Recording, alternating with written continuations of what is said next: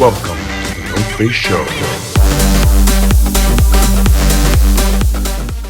And again, it's creating cool little scenarios for you guys, for unexpected scenarios, because it's not like when you guys are sitting in your home studios, you guys are like creating scenarios for yourself where it's like, okay, let me give myself 2 hours to do X, Y, and Z.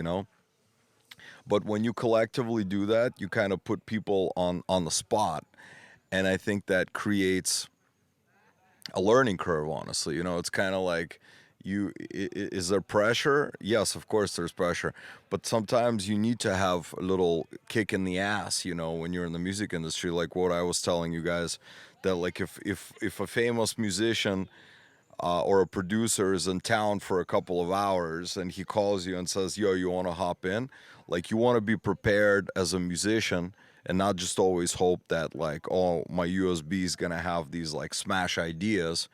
There's always a high chance that they're going to listen and be like, nah, let's try something from scratch. And a lot of musicians, they freak out. Like as soon as they hear the word from scratch, they freak out because like it's like you get so exposed, it's ridiculous as a musician, because you're like, oh my god, am I good enough, not good enough?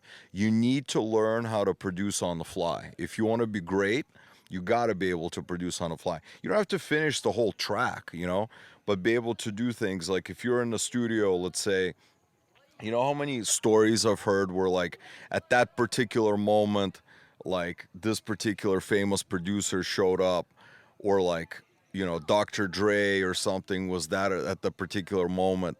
And if you have the confidence to be like, yo guys, let me show you something, and a lot of people don't, then like you might stand out, and that's what the most important thing is. That's why I think it was one of the most important challenges during this whole session, you know what I mean?